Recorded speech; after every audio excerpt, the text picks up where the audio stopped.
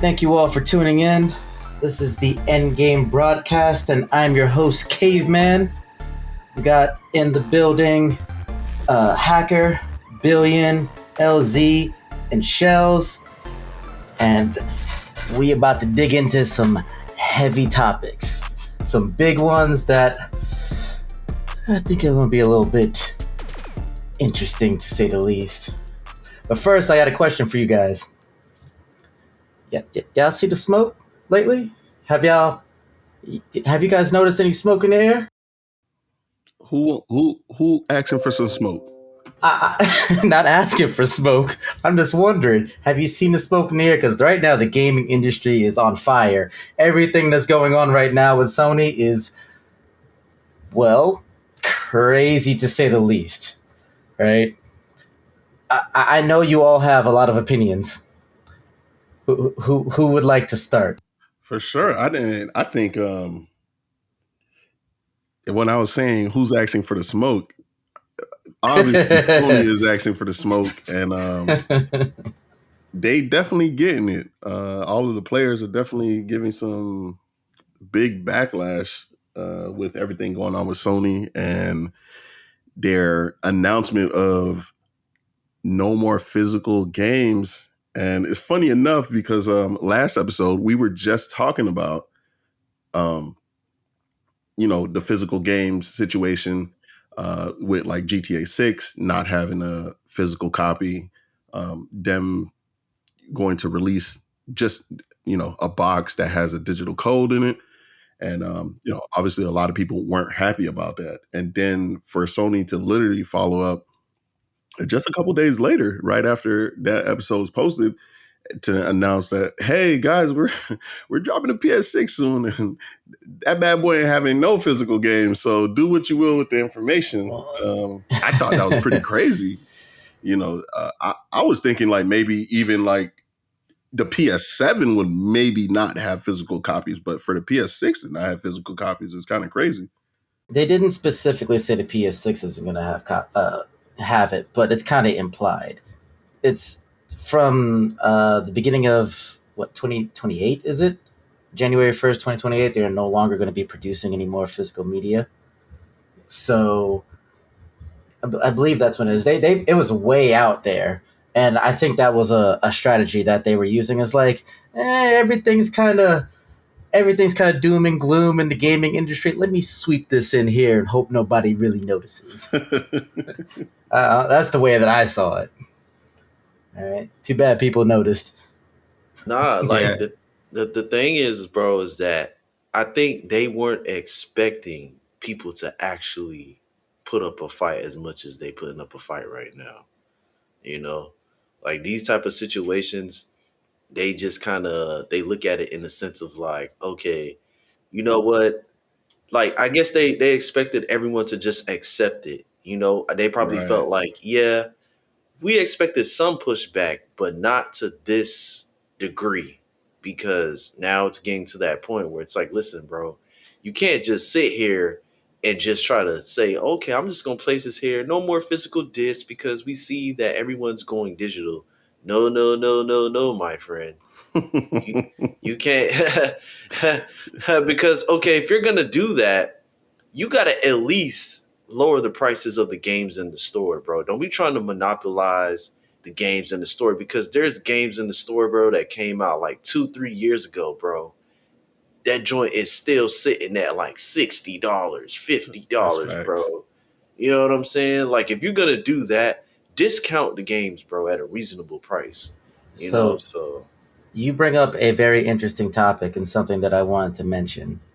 When games started going to being digital, there was no reason for them. There was only one reason for them to be the same price that they were in stores, and that was because physical stores wouldn't be able to compete, right? They could drop the price of the digital versions and still make a profit, even make the same profit, right? And technically, it's a win-win for everyone except for the physical stores.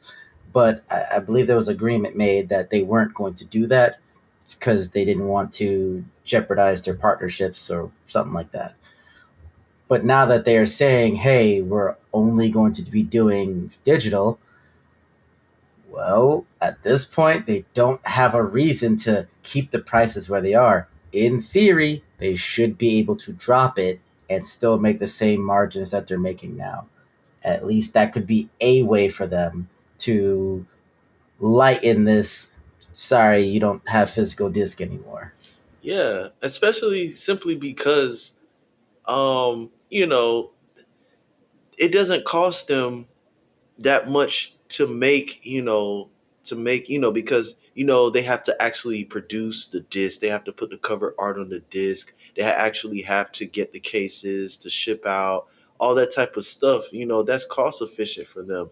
So they should it's like, you don't charge me the same price as a physical copy, you know what I'm saying, because it's not the same.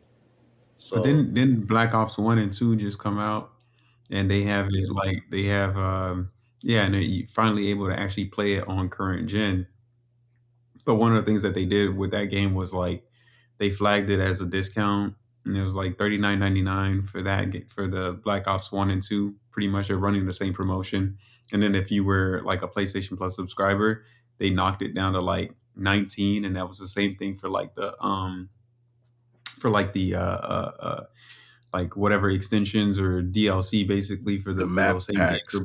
for the Black Ops 1 and 2. So I mean, $20 for a 15-year-old game. And if you're not subscribed as a PlayStation Plus subscriber, you're paying $40 for that game. I don't know that they're really bringing down the price. They're basically just saying, oh, well, you already paid us and you already subsidized part of that price of that $40 since you paid like $179 for the whatever tier that you had. So we'll knock down the price and make it look like you're actually getting a subscription. I don't know that we're necessarily like if you look at it from a gamer's perspective, you're not really getting a discount because you could back in the day you would have gone to GameStop, you would have purchased a copy of that game, and you would have gotten that game, maybe a used copy, and you'd never played it before, and you would have gotten it for like, I mean, again, we're talking about a 15-year-old game, and it would have been, you know, maybe $15 or something like that, and that would have probably been a better deal. No subscriptions, right? Unless you pay for GameStop's what's a player subscription deal or whatever, just to get even more discounts on the games that you bought. So I don't know that it's necessarily a deal, or that they're willing to bring down prices for the consumer in general. I think it's being generally masked as a discount, but I don't know that it necessarily is a discount.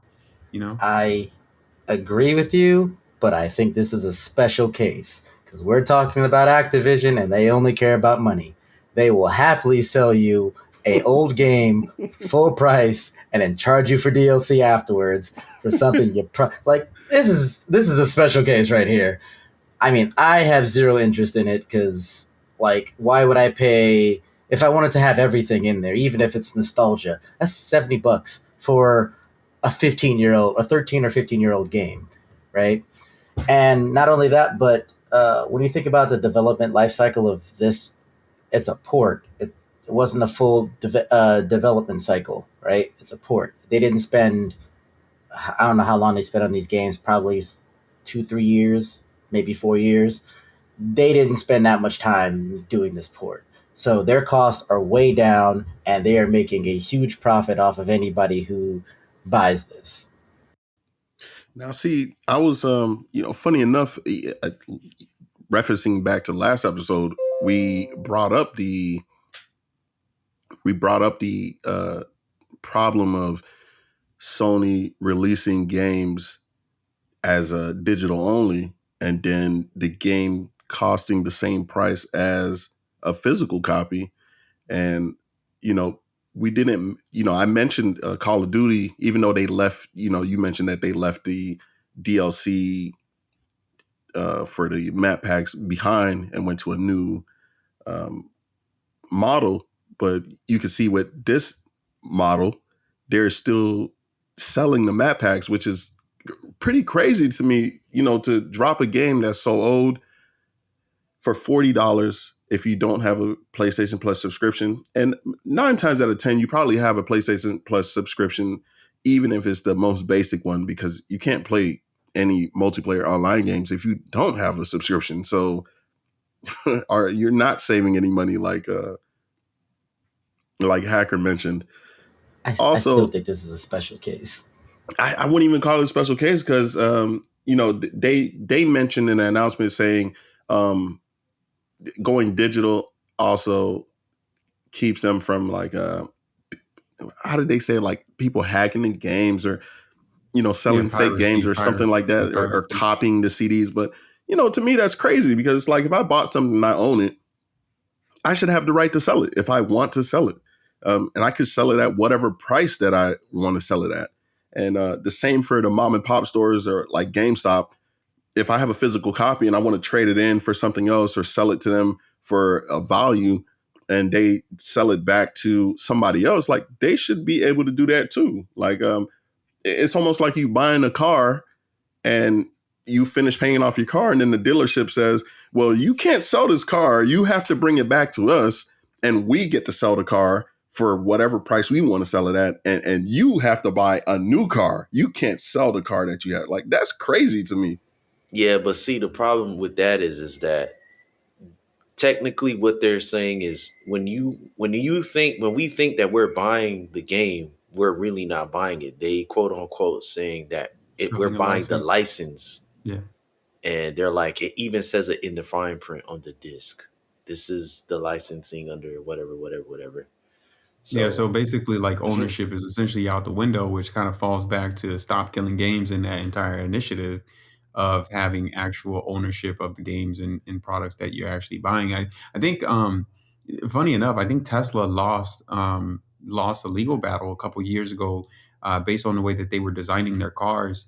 Um, as a result of them, the way that they designed their cars, it was not allowing a consumer to actually repair their cars. And I forget the name of the guy who does the YouTube channel where he was like taking flooded Teslas and he was like repairing them. I remember Um, that. yeah, he would like I repair remember them. that too. Yeah, he was in a magazine and stuff like that for taking some flooded cars and repairing them. And they were basically sort of locking him out of like basically kind of like software locking him out of certain things or whatnot. And he made the argument like, hey, like, we actually need to, and I don't know that necessarily he brought the lawsuit forward, but like he, was sort of like one of the primary folks or on social media that was repairing, broken Teslas. And like, he was making an argument like, hey, I should be able to if I purchase something, I should be able to repair it. And I think the same argument can be made here. And just to add on, like, as we talk about like GameStop and like, mom and pop shops, like Video Game Plus, which is a Canadian based retailer, and Loot Box Gaming, they're both refusing to sell physical copies of GTA 6 now, because they're boycotting Rockstar Games' GTA 6 not having physical copies, which I thought was pretty interesting. But yeah, I think game ownership is taking a massive loss for the consumers. If actually intend on having this idea of ownership, I think that's a massive L. And this feels like the subscription trap of the cutting the cord for cable. It's a way to continue to generate income for businesses, and having the ability for consumers or for businesses to be able to say, "Oh, hey, we found a way to make a lot more income and businesses to be profitable during our development cycles, however long that might be." But I don't know that that's necessarily good for the consumer overall. I think it's a massive loss for the consumer. It's a way to remove ownership, and while it might not be something that's intentional, I think the piracy argument can be compelling. But I mean, we talked about offline, like for example, the anti cheat stuff and other ways that you can kind of get around piracy, and some of the stuff that PlayStation has done when they are they're not talking about if you don't turn on your PlayStation for 36 months, you basically lose all software that you have, and you'll lose your account, meaning all of your games on PlayStation Plus, all of the anything that you've purchased, you don't turn on your system for 36 months, gone. That's wild. that's insane, brother. Yeah. That's insane, especially for the guys that's in the military and get deployed. I was just gonna say the same thing. And Is it? like, Hold what do on, you I have a sup- question. what do you do when you get deployed, bro? And then you come back and then you try to jump on your PlayStation, Well, bro. you People better start bring your PlayStation to Hold the up, hold field up, hold with you. up, Yeah, it's hold up. crazy. Is it zero account activity or the system being off? Because So yeah. So I think, and I'm not sure on the details, but we've seen similar stories come out. And if I had to make an educated guess, I think the guess would be that your system's not connected to the internet, particularly from the piracy perspective. Remember a couple months ago, there were the news articles that kind of came out about um, uh, uh, uh, having the piracy protection stuff and them needing you to turn on your system and having it be connected to the internet.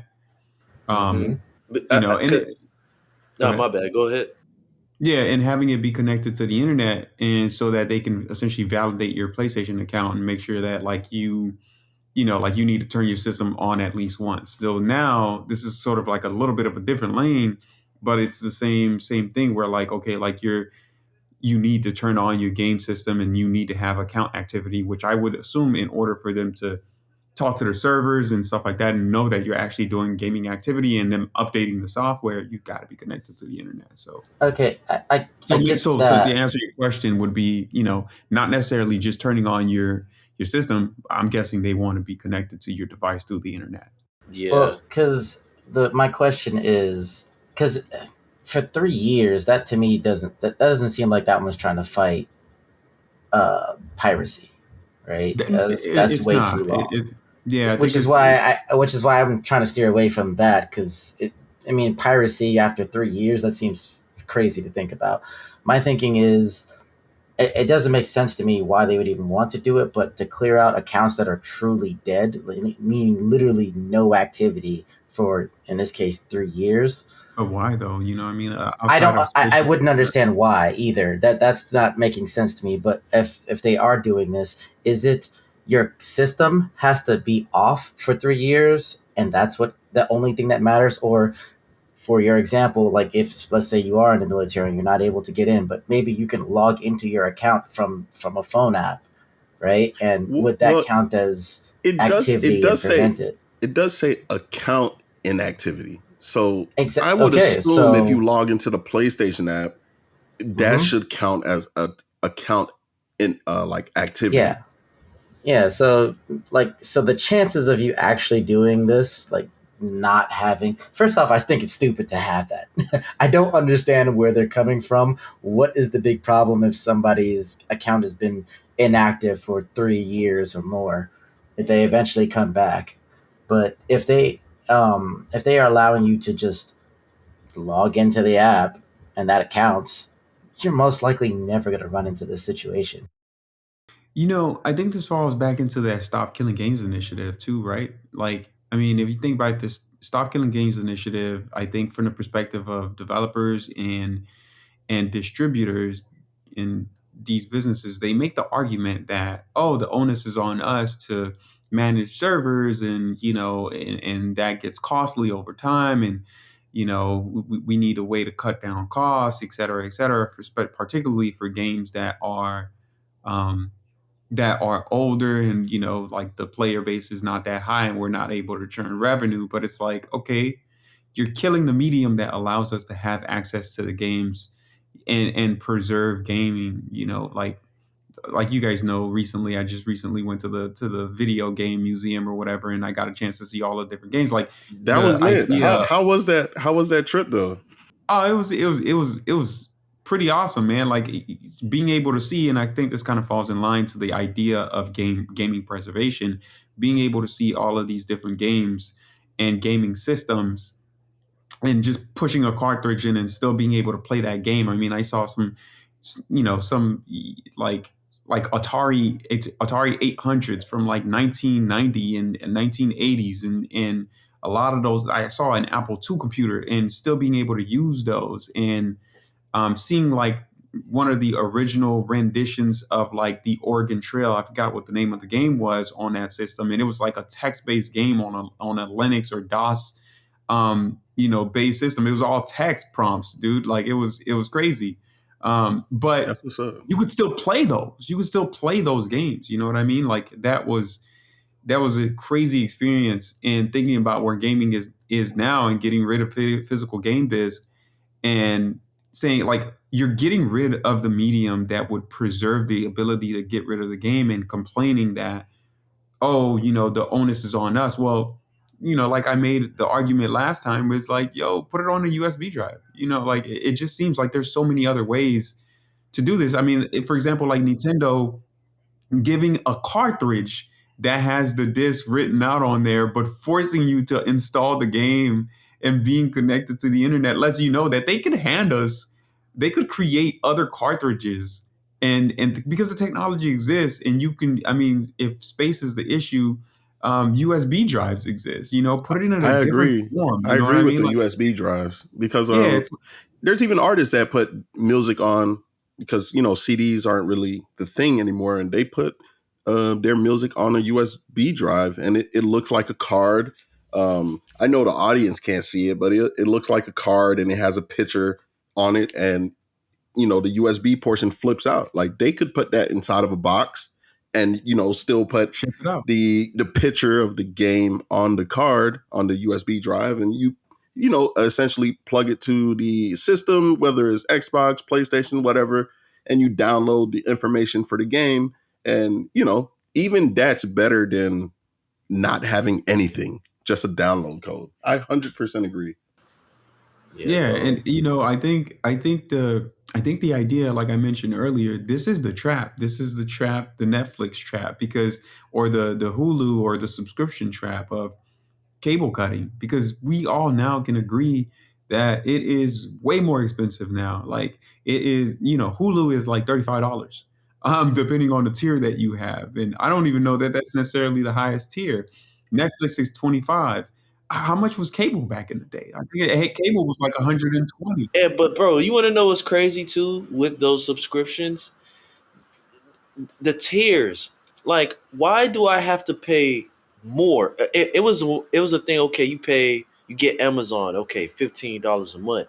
But now, if you want to have Amazon with no ads, you gotta pay more. Netflix. If you want to have Netflix with HD with no ads, you gotta pay more. It's like, bro, I feel like now they're trying to move that same narrative into gaming. Yeah, Gaming is entertainment, and it's almost as if now it's like before you didn't have to pay to be entertained. Now it's like they're trying to force you to have to pay for every single thing, bro. So now I gotta pay. I gotta pay subscription fees to pay for a system that I bought with my money, and I gotta pay subscriptions just to play this game for what? For 2-3 hours, you might have to pay like $60 to play it for like maybe a couple of hours now. And so that eventually is gonna destroy gaming in its core, bro. I Like, mean, the way it sounds like we about to have some ads on these games real soon. bro, well, For real, so Shells, you don't want ads in your games? no, Come on now. no, stop trying to sell me on stuff that I don't care about. Like, let me enjoy my game. Like, so funny enough that you mentioned that EA apparently has recently reversed course, and removed microtransactions from College Football 27, because they were putting microtransactions in a single player mode. That meaning like this is not online competitive mode, but they had microtransaction. Now, one of the things, there was a recent interview, or not necessarily all that recent. There was an interview that Charles Zelnick did, obviously CEO of Take Two, and majority or primary owner of Rockstar and Rockstar Games and GTA 6, right? So they also own, as part of their lineup, they own NBA 2K26, so, or NBA 2K games generally, right? So regardless of whatever year, but he made a comment in an interview once that I thought was kind of interesting. Was that his commentary was that he believes that it's, and this is not necessarily verbatim, but he made the argument that consumers would be okay with seeing advertisement in places where they're appropriate. Now, I don't know if you guys can pull back to like maybe like think of like Madden 2004.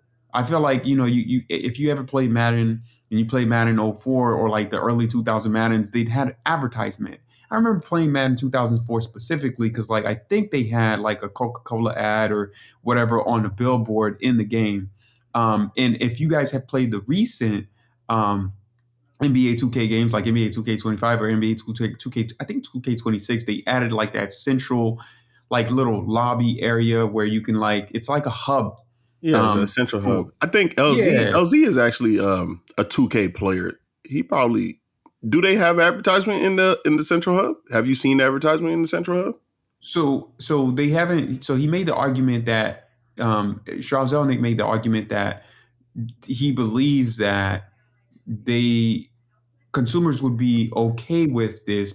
I believe in the future where in places that you would see advertisement technically within the real world, right? So like if you go to a sporting event like in NFL or college, well probably not college football apparently because they're removing the ads now. So but if you go to some sort of sporting event, you'd see advertisement in that stadium, right? And he's saying, well, maybe advertisers can pay to see advertisement within the game. And I thought, well, maybe it hasn't that necessarily always been the case. And how far could you take that argument, right? So are we playing GTA 6 and, considering that I think there's been rumors that there might be a stadium in GTA 6, are we going to add advertisement into there? And that, it kind of gets interesting in terms of how creative developers believe they can get. And maybe this is part of the reason why there might be a push to remove ownership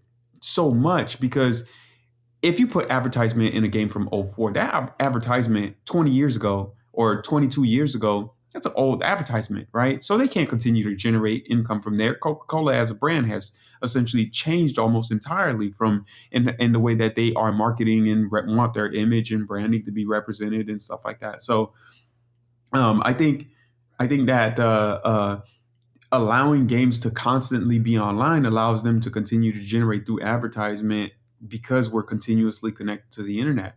They can change that advertisement to be something new, right? Whatever branding, whatever strategy, marketing strategy, whatever image and style and branding that advertisers want, they can push that um, to the games, right? And that's kind of like what Facebook is today in terms of their model for pushing advertising.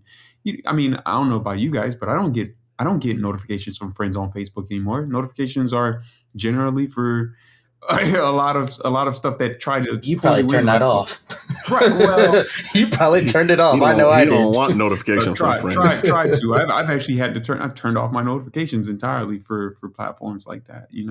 So I got a question, right?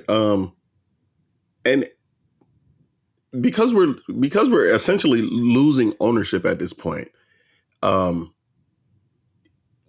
as my brain is working, in my mind, I'm thinking that if these games and these companies are making money for advertising, because if you're going to advertise something, you're paying for the slot. It's no different than advertisers paying for a slot during the Super Bowl because it is prime time, right? It's like, millions of people are going to be tuned in to watch the Super Bowl, and this is the best time to advertise whatever it is that you have to advertise.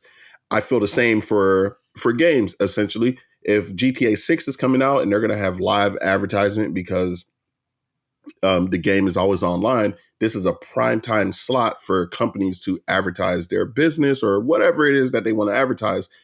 So we're not making any money from it, but the studios are making money from it.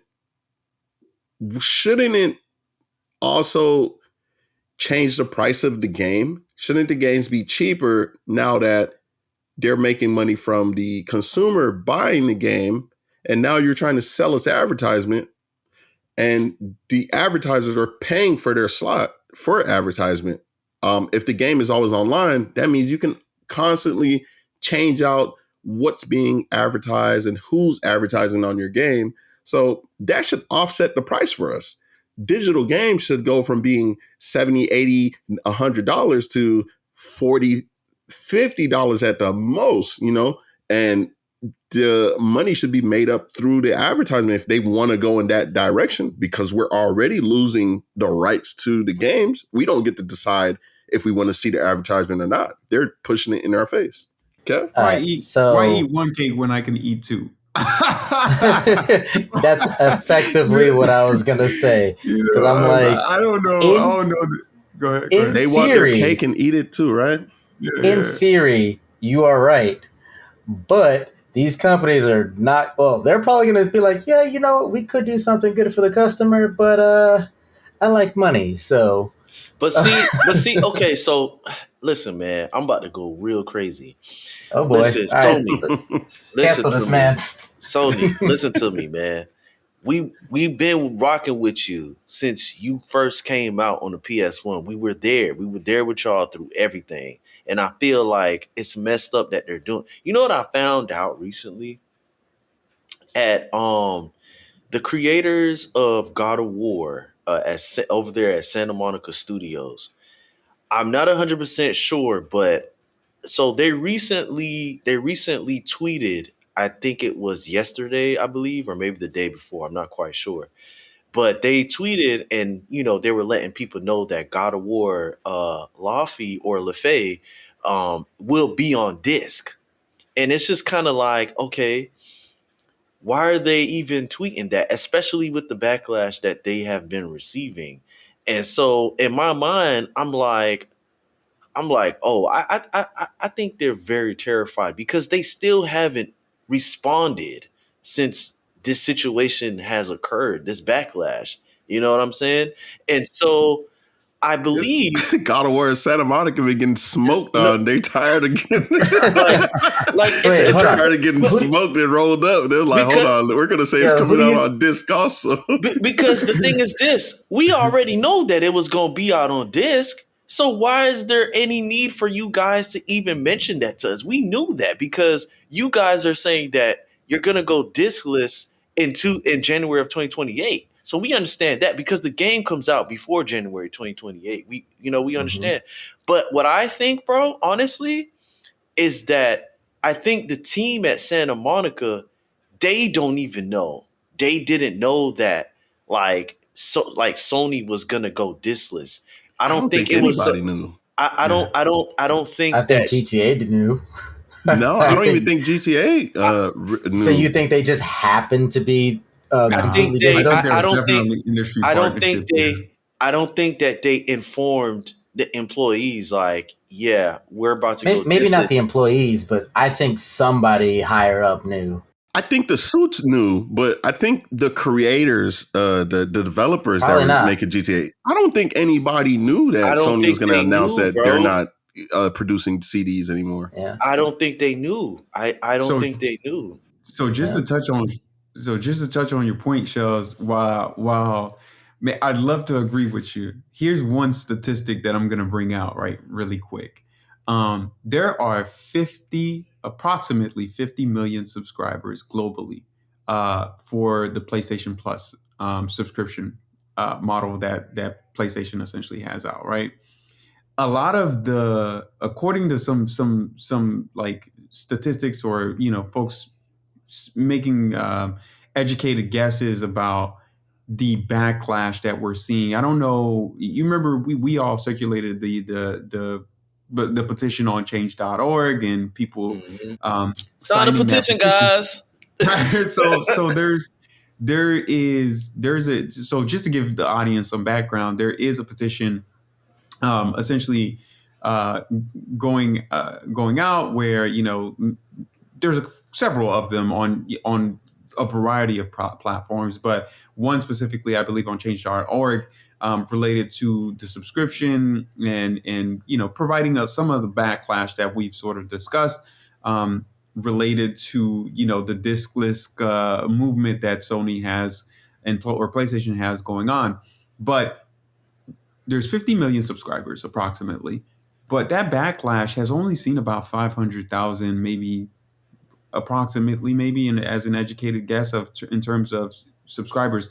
So if you take that, it's only 1% of the player base or the subscriber base. I I don't know, don't man. know. I don't know that it's enough, man. I don't know that it's enough to really allow It Sony to isn't. move. Yeah, and I have a hot take on this. I don't. yeah, In that statistic, it's not enough. But I don't know. I've seen and I've heard it's more at those numbers. You know. it might be more, but do we think it's, for example, like if you think about like in doing some quick math, if you think about, let's say there's 25, let's say there is 500,000 subscribers, right? And assuming that they are all paying 120 or something like that per year, that's about 60 million. But that's a far cry away from how much money would they have to lose to be really really compelled um, to shut down. Like Well, what I'm trying to get at people are is if canceling their PlayStation subscriptions and stuff right now. Their Bro, PS Plus It's not subscriptions. enough. It's it's not, not yeah, it's Nowhere enough, not near enough enough. people. but There's not enough people. Sony knows that people are canceling their subscription, and when you go to cancel, they're giving you a discount and say, "Hey, wait, slow down, buddy. We're gonna give bro. you It's not enough ever. 30% off of your That doesn't matter. subscription." You know what I'm This is None the of saying? that thing. matters. This is the thing. It's not enough right now, but I feel like in the next 2 to 3 years, it's probably going to be more than that. Because what you guys got to also remember, they're trying to prep us to go into the PlayStation 6. The PlayStation 6 is like, we're borderline already going to go there. And I feel like they're going to need that system to sell. And in order for them to get it's right now, it's very hard to convince people to get a PlayStation 6 right now, mainly because we already know in our minds, okay, so they're trying to do away with the disc. So if I get a PlayStation 6, that means it's just gonna be strictly digital. And I won't even be able to actually own any of my games. You're taking away the opportunity for kids to even open a game on Christmas or on their birthday, bro. You which know? is Mm, true, but here's the thing. I don't think enough people care, bro, and that's the sad part. So running yeah. the numbers that I told you, money moves, right? We all know and understand this. The only way that you are getting a company, a heavyweight like Sony and PlayStation, to do anything compelling is you are going to need them to lose a ridiculous amount of money in order for them to actually make a change. So, assuming it's 500,000 subscribers paying 120 a month, that's about 60 million, more or less. Or excuse me, not a month, 120 a year. It's about 60 million a year. If they would need half the subscriber base to get to the $3 billion threshold of, in assuming that we're saying it's 25 million subscribers, right? That's half the player base at 120. That would lead you to nearly $3 billion worth of money. That's how much it costs to release one game. Specifically, and I'm thinking about GTA 6 is about what they spent in development costs, right? Over the span of what, Three 6 to billion dollars. 10. They did not spend $3 billion on development for GTA 6. Yes, they did. Three At least billion according, Nah, dollars. according to the estimates, right? It's I, about the nah, estimates. nah. It was a billion. It It's was like like one and a half 1 billion, billion, maybe. but not Okay, three. all right. So more But I think around the ballpark numbers. average It's game still right up now. there. No, It's it still up is up there. there. But I think the average game is, most of them are nearing around that like $100 million price tag when they're coming out. Yeah. So Yahoo Finance source somewhere around estimates 1 to 2 billion.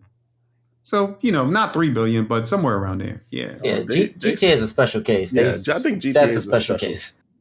Yeah. So, well, I mean, agreed, but my core point is money moves, and Yep. the notion that we are going to get 500,000 subscribers to add 60 million for a single year, it's not enough. You got to make a big dent, and I I don't do Yeah. know I that do agree that with you on that. I I yeah, I I, under, unless I understand, unless but I feel like with with the fact that they're trying to get everybody to get a new system, and the fact that PlayStation Plus is going to be increasing as well, I just kind of feel like, and the fact that there is other options out there now.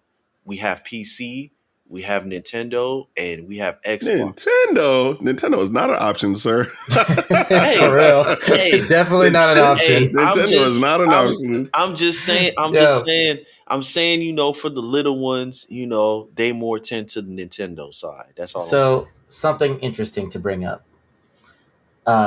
And I don't know if any of you guys have really thought about this one, considering you just said PC was an option. When's the last time you saw a physical disc for PC?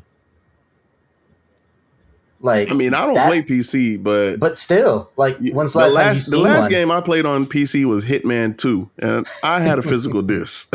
I mean, it's been a while, honestly. It's Yeah, that's my point. It's been so long. Like, if you even think about it, when's the last time you saw a PC with a CD drive? That's Yeah, facts. That's facts. Yeah. They don't even make So towers why?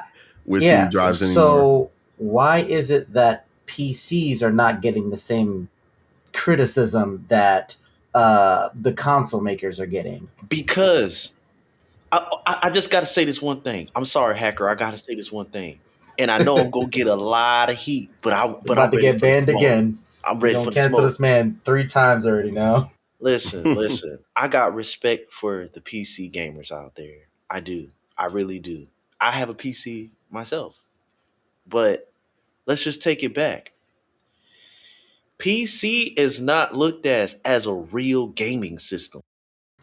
All right, you're canceled. Whoa, You are canceled. whoa, whoa. PC is the It's ultimate gaming PC is the system. beginning of it all, man. No, no, no, no. Hold Exactly. no, on. Let's no, stop. Yeah. no. Stop. Listen, Stop. listen. Bro, PC just PC, is the cancel this it's beginning man of not. now. gaming It's as a whole of it all, man. That's Yeah. crazy. no, It but is Like how quite you mentioned the it's literally video not. game the It's museum and the birthplace. Apple okay. computer, man. That's, I don't Okay, know. nah, but okay. A PC is a PC, right?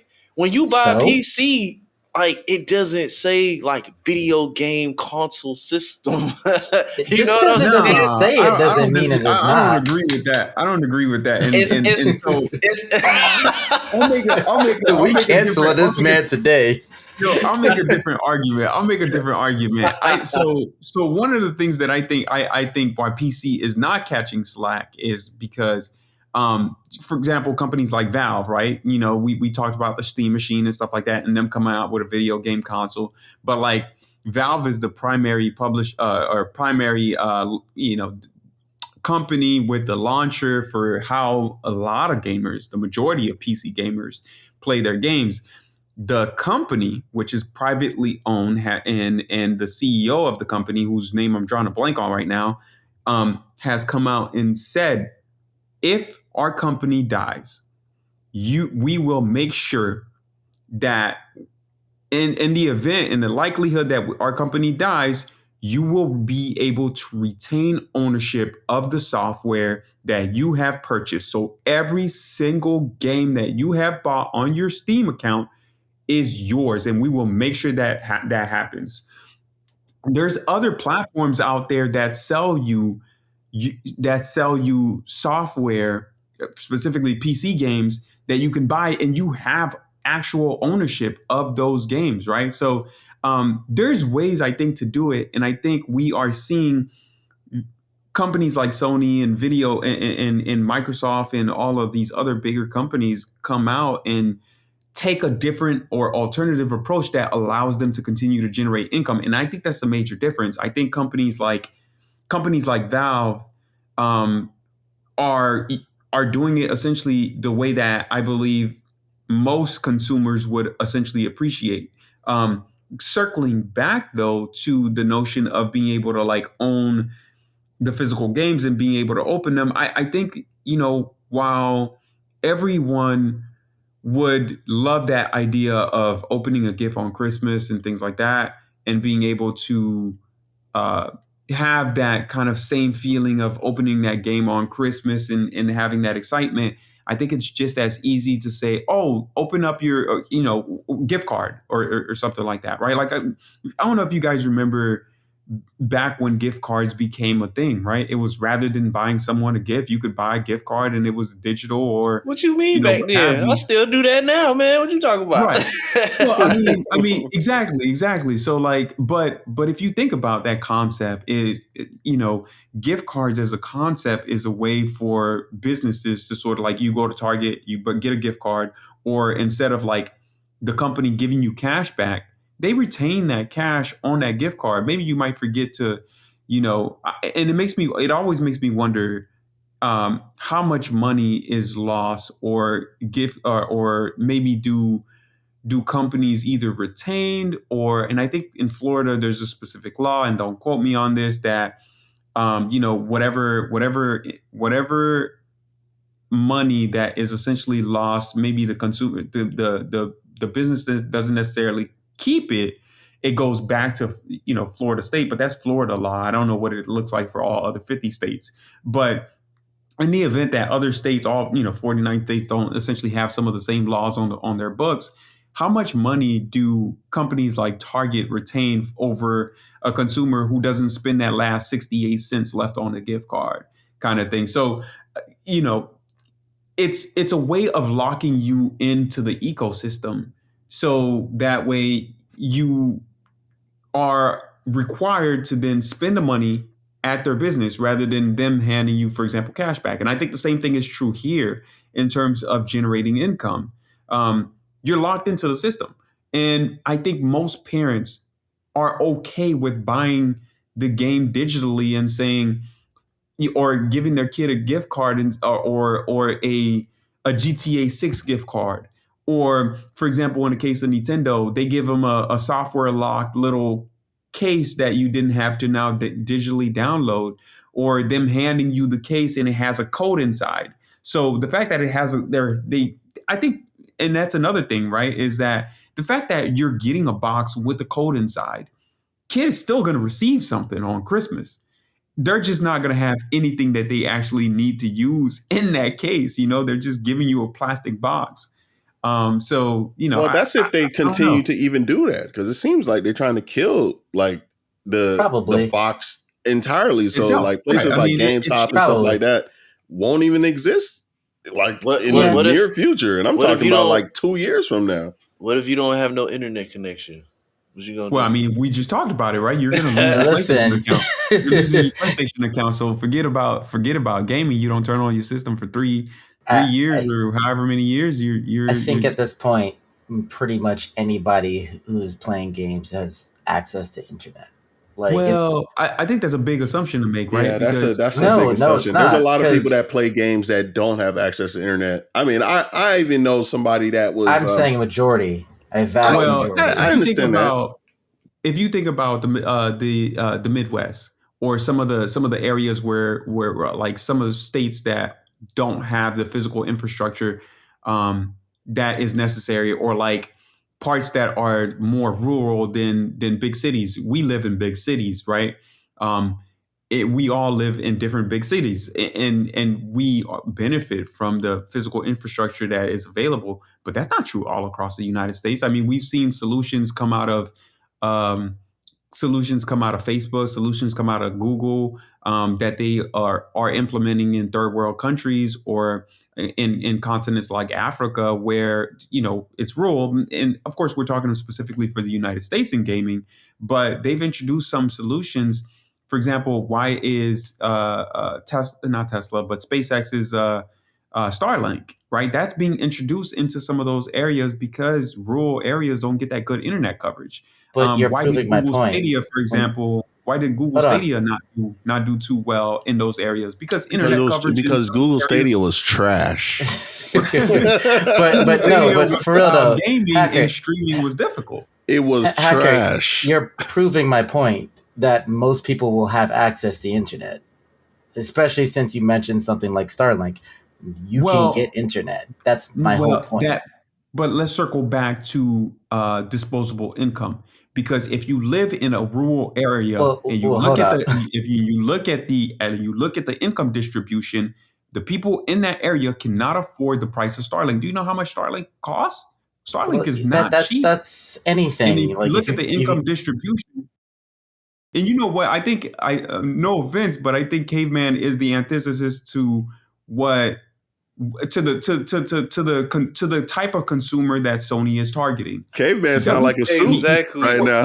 yeah, I'm not trying to sound like a he suit, has a Hey man, but fix your it's tie, my boy. no, yeah, but it applies to anything. Is like if you can't afford something, that company is not going to be like, okay, we're just going to force something to you for a cheaper price. They might, some of them might, but not all of them. It's not guaranteed. If you can't afford a car, the car maker is not going to be like, well, we'll just drop the price and get you something else. No, they'll no, you but I just mean, can't afford it.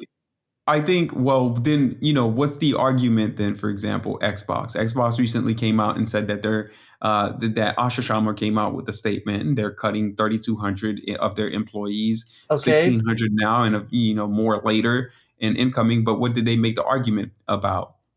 okay, It was but real quick, hold on. So their it's argument affordability. was I understand that, yeah, their but argument was affordability, and that hold on, their argument was affordability, and their threshold for that cost when you think about the Xbox Game Pass was that it was too expensive.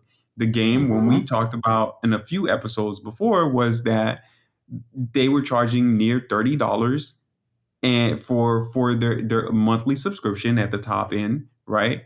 But what happens when you start thinking that a game costs $60 on average, maybe a little bit higher? In 2 months, you would have bought a full game and never had to pay for it again, versus continuously paying for it for 12 months.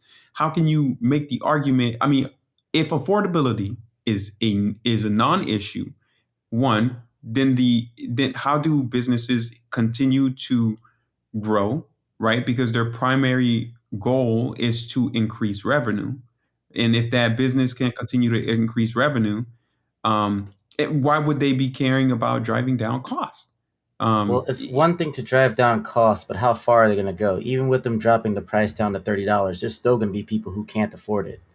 I don't disagree with Correct? that. Well, Obviously, well, that's my there's going to be point. a requirement of At balance. I at think at some point, you can't make it cheap enough so that everybody can get it, and for those people who can't, essentially, at some point, the price can only go so low. So I'm not sitting here disagreeing that affordability is a problem. What I'm saying is it just is not going to apply to everybody. You can't please everyone, right? Unless you want to make it free and take the money that money loss, which nobody's going to do.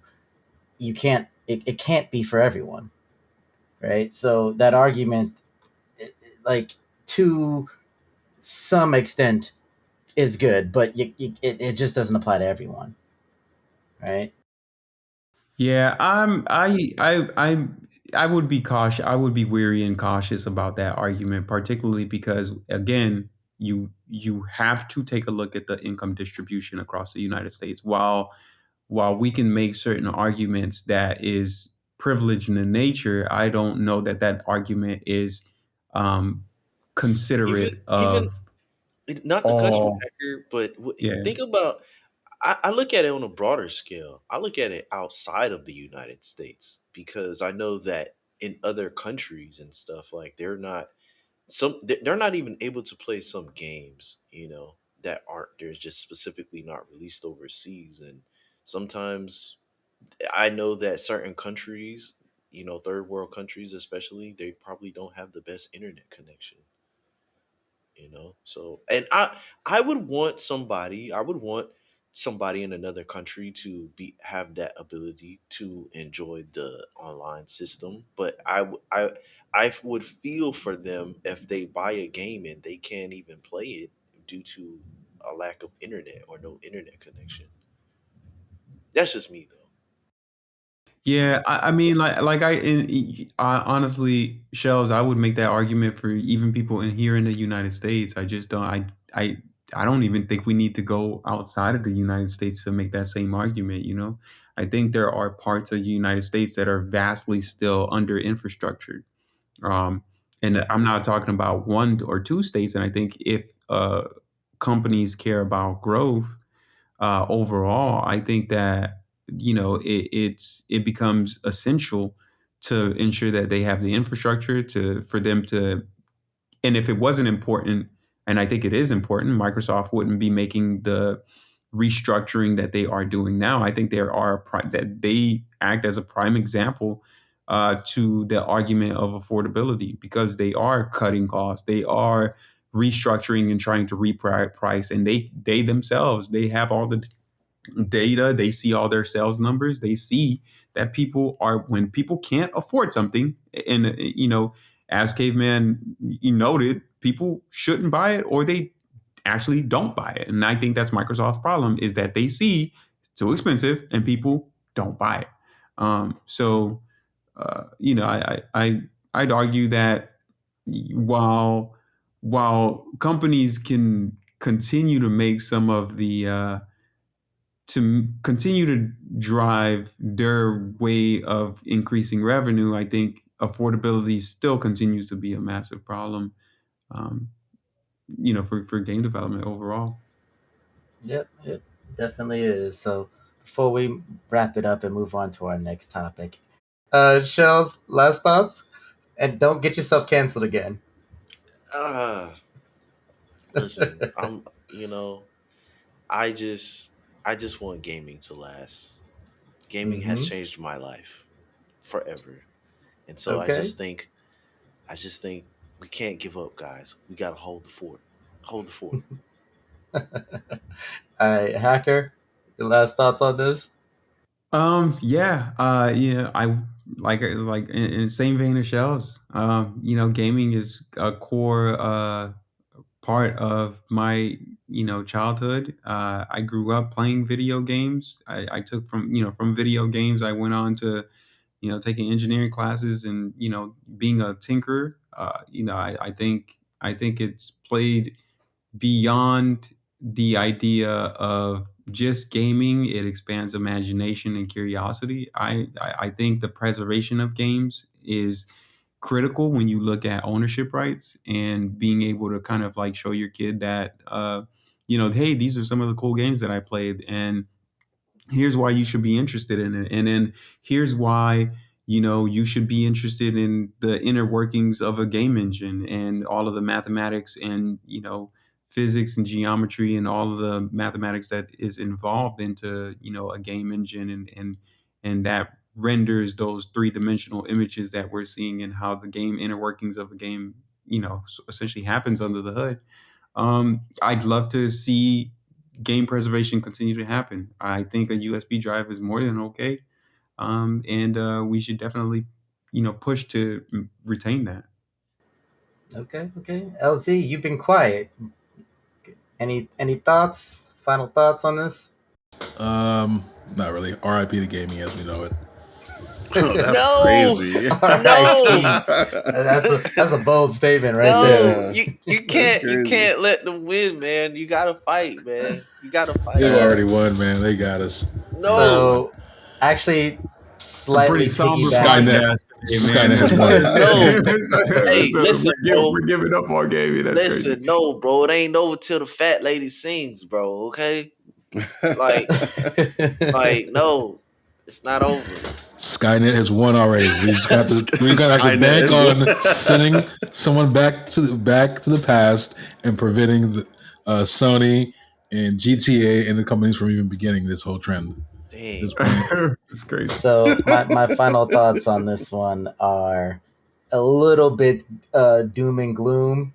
Not gonna lie, but LZ is right in my opinion that this whole process started years ago and nobody said anything, and it has gotten too big to the point where it is irreversible at this point. Digital is 100% the future. I don't think Sony's definitely not backing down from this. Everything that we've been hearing, all the protests, the ratioing of everything Sony and all that stuff is meaningless, mainly because it's not a vast majority of the people actually doing it. Yeah, there might be hundreds of thousands of people um, participating, but that's only a fraction of their actual audience. So yeah, the everyday mom and pop getting things for the kids, they might see it as, oh, I don't have to go to the store anymore. They might see it as a convenience and not even question it. So yeah, it's RIP for the physical media. Welcome to the digital future. Hopefully, things like the Stop Killing Games Act actually is a thing, because or it becomes a law. Because, in my opinion, if that thing becomes a law, all these problems go away. Right? All everything that we've been talking about will go away. In Europe, right? Arguably, I know it's your Well, final I mean, thoughts, but Stop Killing it Games would bleed initiative is over. primarily happening in Europe. So Yeah, it is here from in the the U.S. U.S. East too. Coast. Yeah, Well, like the initial. Well, okay, yeah. there's been some stuff happening in like California, for instance, and typically once it starts happening in one state, it goes over to all the other states. So yeah, it's not predominantly in Europe. Well, maybe predominantly in Europe, but it is here in the U.S. as well, right? So hopefully that is what actually solves this problem, because hear me out. If you're able to access your games, physical or digital, which most likely will be digital in the future, is there really that? I mean, I understand some people are collectors; they still want to have the physical version. I'm sorry, I can't do anything there. Caveman, But you already sounding crazy. They already got you. The moment that you said, listen, "Is I'm there just keeping it real. really?" I'm Yes, keeping it it real. is really that important, my guy. Well, I'm keeping. Caveman is already on PC. He's been a PC Listen, I master just race know. listen. for Hold on, hold on, quite hold some on, hold on, time, hold on, so hold on, hold he on. doesn't care about physical I do copies. care. First How off, much I does do Sony care. pay you, caveman? Yeah, Caveman is the ops for sure, bro. He's No, no, clearly no, on no, no. the pay list. For real. See, the way that I see it, I'm keeping it 100 for the audience. I can't lie to them and say everything's going to be okay. Is it Keeping it 100 or 100. is it they put 100 in your pockets? I bet. I wish somebody was paying me, but nah, I'm not that important. Moving on to our next topic, and I believe, Hacker, you know probably the most about this. You kind of already touched on it with some of your previous statements, but the whole resizing of the studios at Xbox, the layoffs, the closures. What you got for Yeah, that one? yeah. I mean, it's kind of been a little bit of a writing on the wall. There's been a lot of hype, a lot of excitement around Asha Sharma as being Xbox's CEO, and her making several decisions for Xbox as a brand, right? The small and I think a lot of the excitement is because she is a millennial, and not to sort of disparage anyone, and uh, I think that the excitement surrounded around like a lot of the excitement around her is based off of her being a millennial and essentially representing, particularly because she falls within our age group and where a lot of gamers exist today, is the hope and the idea that she will make decisions about gaming and gaming infrastructure and game development at Xbox, um, because she made some big turnaround decisions, right? Moving away from the idea of Xbox everywhere or changing the Xbox logo, which is all a branding and marketing kind of change. But then, we kind of saw, that, okay, but then what? Like that, okay, but now what? Or so there's now been a lot of cutoff or resizing or restructure of the brand because she's hinted at this quite a bit in a lot of the interviews. Whenever I pay attention to her, there's a lot of speech that's often used. And I think we it's suit speak, that you can make an argument for. But she's been hinting at the fact that Xbox is unhealthy. Like we talked about, pricing of the subscription is too high. It's $30, and you think about the value that a consumer perceives, and it's just too high for the average consumer. So naturally, at Xbox right now, there's been a lot of studios, and we all know, and we've talked about this on previous episodes, Xbox went on a shopping spree all throughout 2020. They bought up our Activision.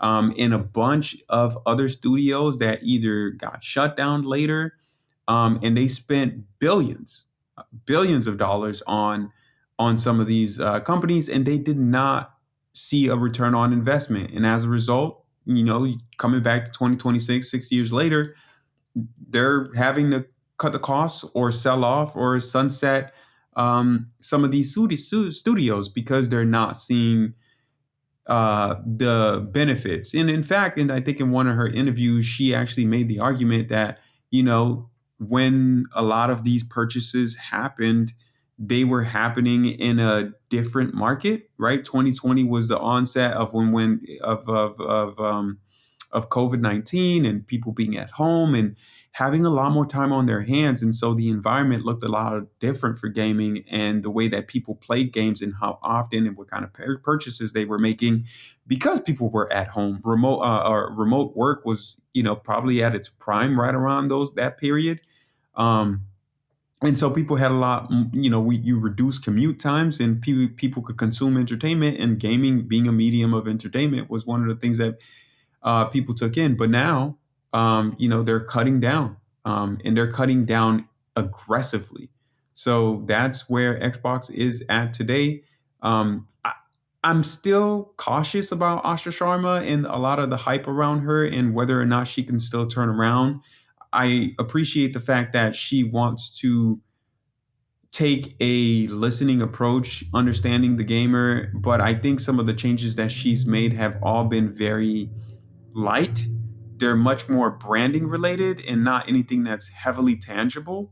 Um, Although I did see one recent argument where they're kind of like taking a poke at Sony, where they were like, well, we're still making CDs basically and distributing our games on CDs. So, Uh, and obviously that's a tactic, right? To kind of take away, so just with take, that, because yeah, I feel like they're doing what Sony did back when Xbox required, like, was had the requirement of always being online, and they were like, "How do you share a game?" And they showed a simple video of them I just giving the was I was gamers gonna money mention the same thing. It's because just right. a tactic, bro. they were working on something, like, I don't know if it was a patent or something to where they can take a physical disc that you have and then make it into digital or get you a digital version of it. I don't know That's exactly exactly how right. it's Yeah. supposed to work. Yeah, I So saw for that. them to be like, yeah, we're still making physical disc is like, all right, but it seems like you're also prepping for a digital future.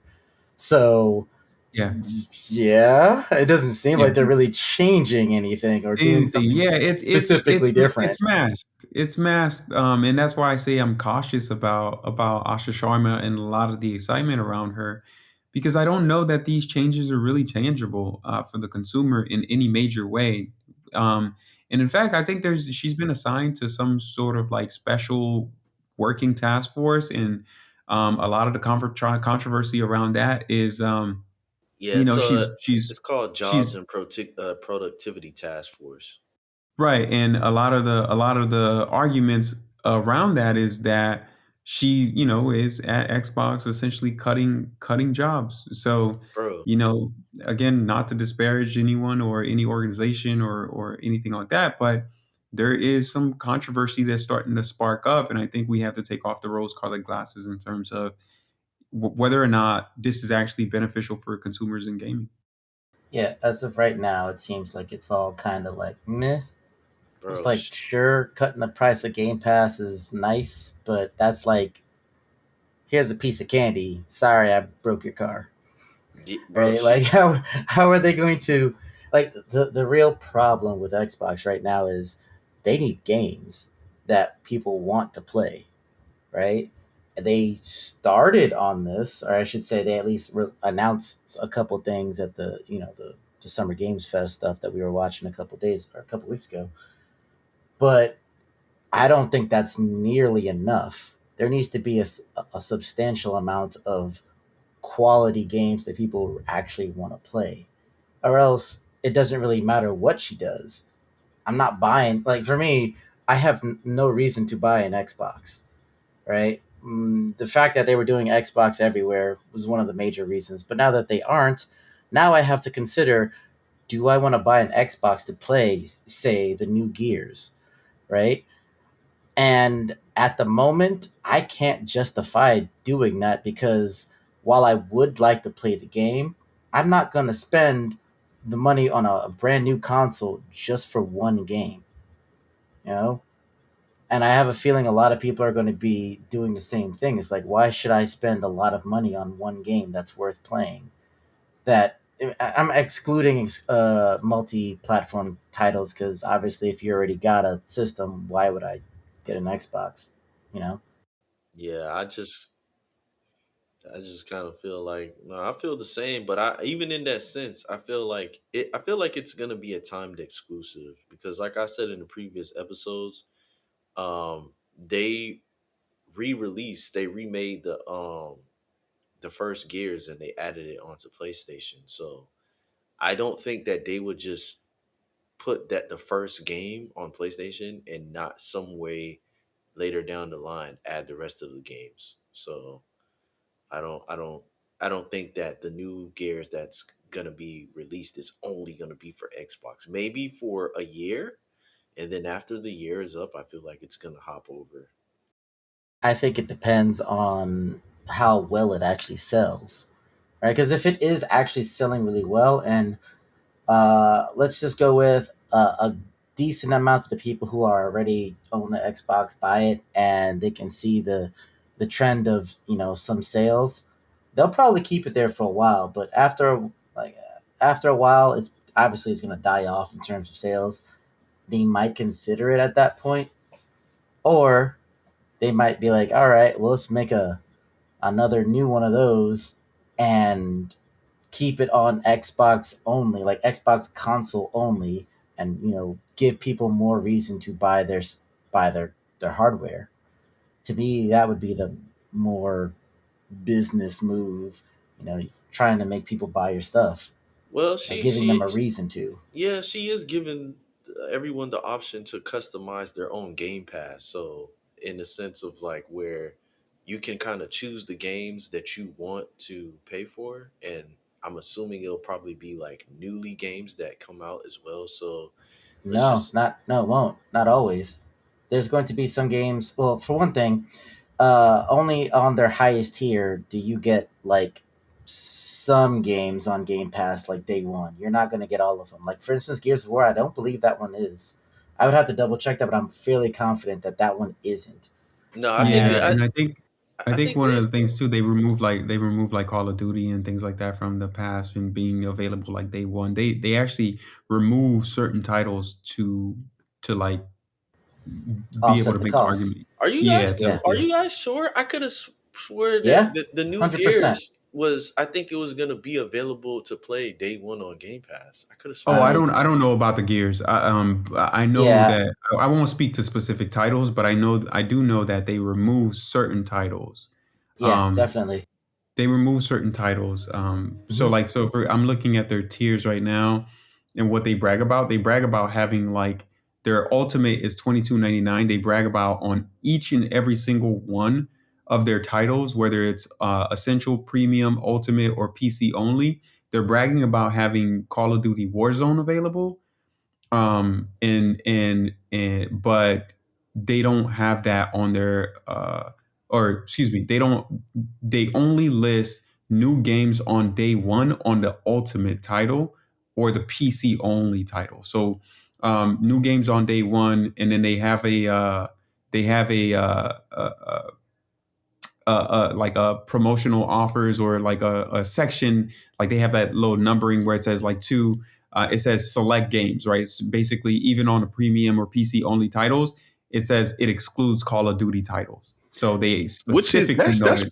that's pretty crazy when you think about it because it's $23 a month, and then you know It used to be if almost you 30. if you're you said it used to be 30. I thought it Yeah, it was used to be 60. almost 30. One of the biggest things changes that Asha Sharma has done is reduce the cost because she made the argument that or one of the biggest organizational changes that she's made in terms of Xbox as a platform was reducing the cost of Game Pass because she made the argument that the pass was too expensive and affordability became a problem, I which mean, was at $30, at $23, I mean, it's still expensive. That's $70, $76 a year. I mean, I Yeah. think even PlayStation's, highest tier is like 250, I think, at the Yeah. highest tier. So Yeah. I mean, that's still quite expensive. And then Well, on top of that, to caveman, not caveman would get argue like the differently. Call I of don't Duty know. on day one is crazy. Listen, I never said it wasn't expensive. What I said is that you just not everybody's going to be able to afford it. You can't make everybody happy. The I mean, two PlayStation hundred Plus seventy tier is dollars, bro. Like, crazy, even if you bro. can afford it, it's kind of like something you got to think about. Like, do I really want to pay for this? Yeah, for Yeah, real. because I mean, if you think about gaming in terms of like as a like across our distributed time, how much time are you spending, right? Because and we also talked about this on a previous episode when we talked about like gaming, and I think Caveman made the argument like, oh well, gaming is technically like cheapest because is the Oh yeah. cheapest form of entertainment because you can go to the movies, but you can go to the movies and spend like $80 or whatever for a single movie. And when you think about gaming and the amount of time, but if you start thinking about, for example, what the average person's spending time on, right? Like if they're like for people, for example, I used to as a kid I worked in retail, and Billion, we both as kids worked in retail. So like if you think about us working at companies like JCPenney or other companies out there, other retail companies out there, schedules generally aren't set. You might have your day split out somewhere between like 12 to 9 or something like that for a full day. So like you wake up in the morning, you do whatever errands you need to do and whatever. And then by the time you get home, it's 9 o'clock. And that assumes that the person doesn't have anything else going on, right? So um, how do you spread your time and be able to make the argument that you're retaining some high level of value based on the amount of time that you're spending gaming? So, and this is where I make the argument a caveman doesn't necessarily agree with because his perspective, arguably, may be a privileged one, whether he recognizes that or not. It's But skewed. I have no yeah, privilege at all. okay. But like it's He's like, diabolical. okay, Yeah, it's so diabolical. yeah, Um, sure. yeah, so like I mean like if you think about that, man, and you think about someone's schedule, like what about people working two jobs, right? You know what I mean? And you're paying $22 a month or $30 a month or whatnot. Like, are you spending an hour a day gaming? How many days on average are you spending gaming, and how much value does that really retain? I mean, that's a Some that's a days, that's a lot, bro. Because yeah, like, some Yeah. days you might go. just paying for Wi-Fi, I pay like $70, and it's actually like $80, and I get like a discount because you pay like auto pay me or whatever. It's like Right. $70 a month. Like that's almost half the price of what I'm paying for Wi-Fi just to play a game, and it's like you don't even get every title day one, and that's at the highest Yeah. tier. That's And not only crazy. that, but just kind of going back to the main thing is this going to help Xbox? A lot of this is available on PC. Like just Yeah. looking Yeah, at but the numbers, it who's? says Let's be no, real, bro. but Ain't nobody playing PC, bro. everybody plays Billion PC. is stretched in that I'm with respect. Shells on this, bro. We're not playing PC, bro. Come on, bro. But no, You but know, seriously though, thinking about this, if I can play that same game on PC, not have to pay a monthly price, or if it's in this case the well, PC version of Game Pass is the second cheapest at this point, I can just play on PC and not have to worry about all this, and hold get a on. better So, experience. well, hold on. Because does it net you a better experience if you're playing on PC and you're not using the hardware? Because at that point, you're streaming the game. You're not running that on It's not hardware. streaming. No, it's you download it. It's you would still be able to download the game. It's not streaming. So you're downloading the game and you're running it Yeah, and it's using the yeah, hardware of your physical of the yeah. physical so and I don't have Xbox Game Pass. So and I think we talked about this difference before, and I was a little bit confused about it. So, is this something that you're running right now in terms of like Xbox Game Pass at all? I mean, I had it at one point because I wanted to play one game, but then I was like, nothing else on there I really wanted to play, so I canceled it and I haven't gone back. But no, Gotcha. Okay, you download the game. so I mean, I don't know because like you just mentioned, it is the second cheapest, right? Essential is 9.99 and PC is 13.99. premium is $1 more. Um, I so if I have a console, why wouldn't I just get the essential? And if I have a PC, and if I was making the argument, considering the prices of hardware for PC right now, and if you wanted to build your own PC, you're gonna say 13.99, but why wouldn't I just get a console and pay 14.99, get premium or something like that? But even that doesn't even get you day one games. So you're just gonna play older titles. Yeah, which is the Yeah, whole yeah, point of why I think this isn't going to save Xbox. yeah, yeah. No, I agree with you. Yeah, when Like, you I look at mean, it, it doesn't really provide any serious value.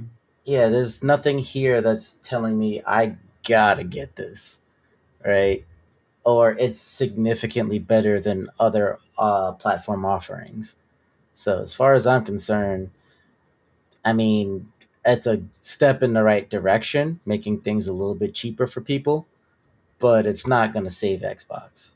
So the real question is, with all the people that are getting laid off, the studios that are getting closed down, are they still going to be able to produce games that people want to play at a quality that, we expect from AAA games or AAA console exclusives, right? Can they do that? Well, so Shells, I'll let you go ahead. I know you kind of wanted to chime in, so I'll circle back. Yeah, she laid off at least like 3,200 so And far, there's going to be more. and there's gonna be more. So it's like, I mean, I agree with you. Like at this point, what Xbox needs, they need exclusive games to convince people to want to even go back to Xbox or even get an Xbox at this point. Because So, so this is a little bit of a conundrum, I think, in terms of gaming, and I don't know that necessarily, and maybe there are maybe major like outlets in terms that cover a lot of gaming have made this argument before, but this is a bit of a conundrum that comes down to game development overall, as in terms of like innovation happening to gaming development. Like a lot of the games that we see today typically are using, one game engine. And I don't know that a lot of companies are doing a lot of innovation, that, for example, I guess, and I'm going to use GTA 6 here, but GTA 6 has a lot of sees a lot of like hype and popularity because they develop their own game engine, and a lot of the creativity that happens and the innovation happens, allow the game engine allows them to have a lot of creativity that gets people excited about gaming. But when we think about, for example, the Unreal Engine 5 and what it offers, are and the argument being that game developers can use this specific game engine rather than tailoring it because of how much time it takes to develop a game engine, and then incorporate those games and then get new young developers to be able to learn those game engines and be able to implement capability and stuff like that. You start thinking about how long that takes, and how much gaming companies want to move away from that because it's not allowing them to churn fast enough to generate revenue, which leads back to this subscription ordeal. Um, I, I, is this a bit of a conundrum as a result of game development itself? I mean, I think the answer to that is yes. And if we just made the argument that Xbox needs new titles to get people excited, I'm going to circle back to tie in that thought. It's like they're shutting down studios, which would be the primary drivers of that innovation itself. Like, do they need new game engines, and is the talent there, or is the gaming industry combating a lack of talent and the ability to kind of keep pace, which is then sort of driving the cost, and it's just a circular problem. you know what I just thought um about this as you're speaking on this. And at first I'm like, yeah, they're chopping off their own foot at this point. That's what it sounds. But then again, I just had a light bulb go off in my head, and I thought about it. Like maybe the reason why they're even laying off so many people is because they're probably getting replaced by AI. You know, they probably have some type of form of AI where it's like, I don't need to pay this person here when I have AI, you know? I So I would agree agree, with you. I would agree with you, disagree. but Asha Sharma did come out and make the argument. So one of the things that they were doing on the Xbox console is they were putting AI in a bunch of ridiculous places, to a certain point where Xbox had like advertisement on the console on a home screen, and they were like using like they had for example, like what's their Cortana or something like that. I believe Cortana got put on Is there. it's Copilot at this point. I think Right. they Yeah. Whatever the got rid of the modern name day thing Cortana. is. Yeah. So like Asha Sharma actually came out and said we are going to be conscious because sometimes AI doesn't necessarily net the benefits that we believe that it's going to net us. And so they are not actually, or they are actually trying to be, based on her argument or her comments, it sounds like they are trying to be cautious about the way that they implement AI. I mean, that could be part of the argument. I mean, there's a lot of arguments that could be made for the AI bubble right happening right now, but it's based on her comments. It sounds like they are trying to be a little bit more cautious than the previous leadership that Xbox had. So Well, I only say that, because like, it's kind of like she can say whatever she says, and we just have no choice but to listen, but we don't know what goes on behind closed doors, so who knows? I mean, because all we can do is like look from the outside, and I'm just like, okay, they're laying off people, and it's just kind of like, but where's the game? Like, in order for them to make games, it's like it just doesn't make any sense. It's like they're chopping off their own leg, and the only thing I can so think of is them re- replacing employees, replacing these studios with maybe all they need is only a few people Nah, to, they they need probably more than that. So, Like so I think that Strauss Zelnick made a really good comment related to this because he actually made the argument against not using AI, and actually using real people, because he made the argument that AI as a medium, particularly when it comes to game development and innovation and creativity, AI is looking at data from the past. It's only able to recreate what it has essentially seen. You're right. It's an algorithm looking at a bunch of data and it's attempting to replicate that data. It is not human creativity can't be replicated in the same fashion using these models, right? It's not necessarily innovative. It's just recreating the things that it has seen. So how do you get AI? I mean, and he made the argument in a interview that he did a couple months ago, I think, and I forget what outlet it was, but he made the argument as right why people have been able to create games all along, right? So if with these AI tools, why aren't people going out and creating innovative games? And he also made the argument that games get released all the time, but are they massive hitters in the way that GTA 6 and NBA 2K is? They're not. A lot of games get developed and they die, because they're not.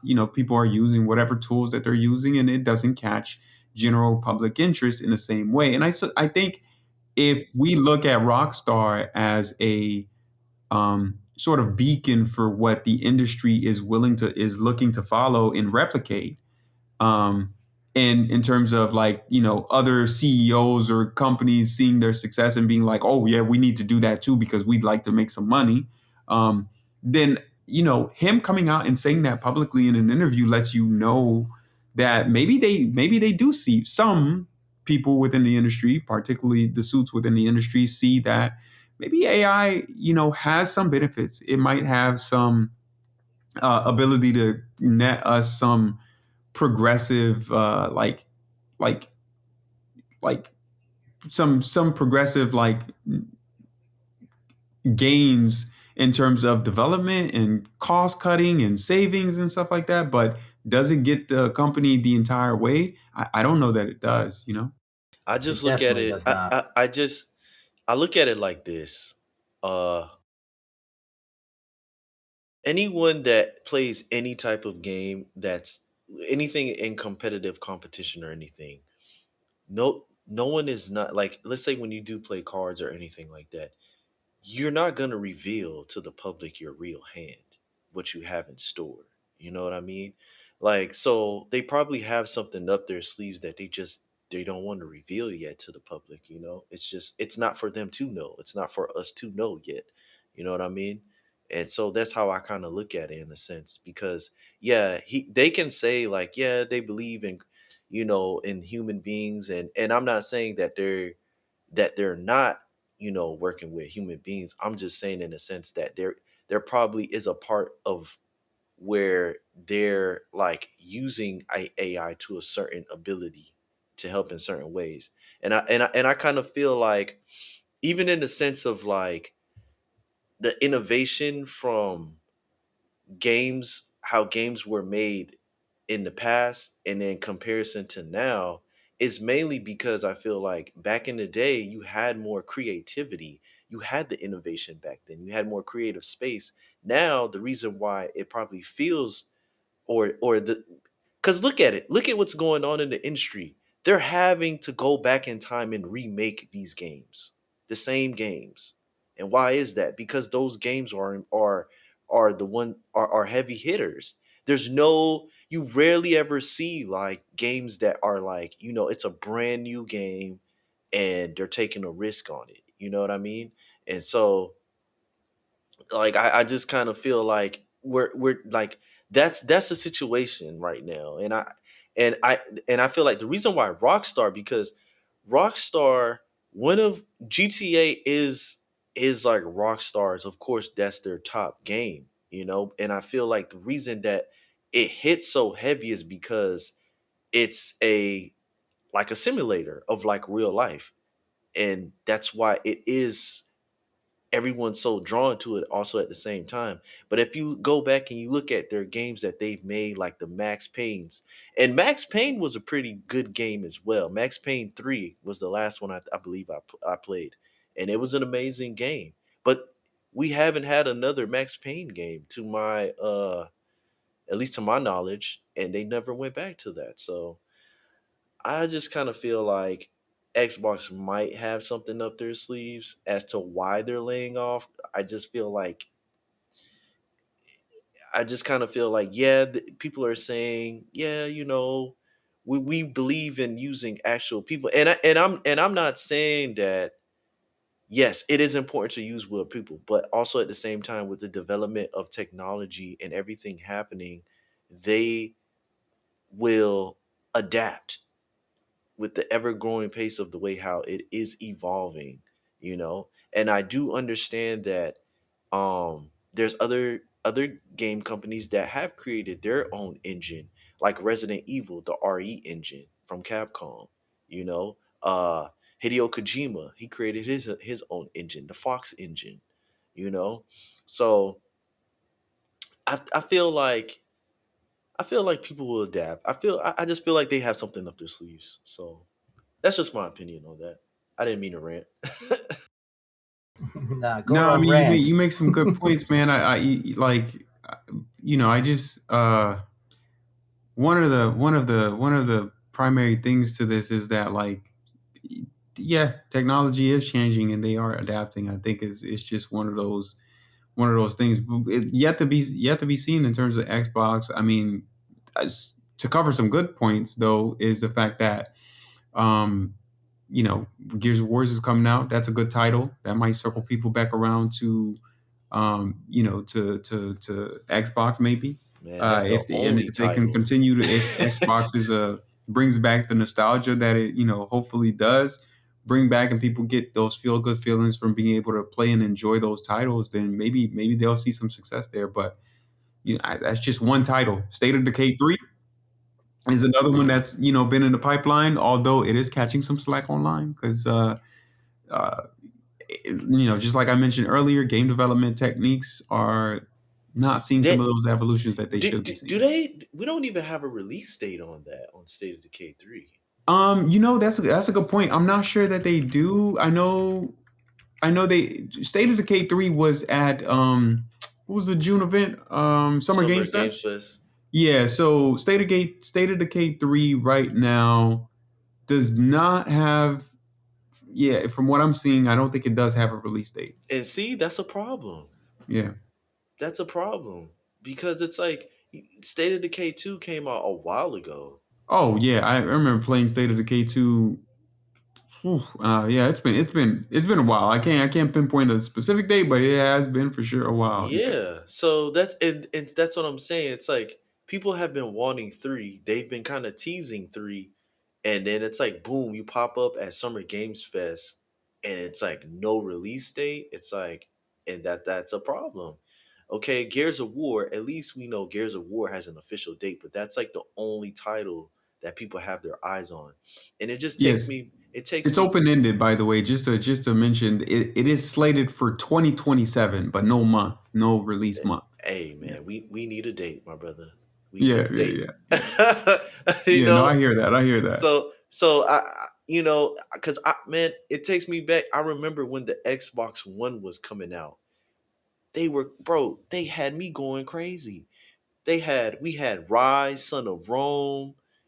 They had what was it? The Halo, Gears of War. They had Killer Instinct, which is a crazy classic fighting game from back in the day. And they were bringing it back. No one had never heard of Killer Instinct.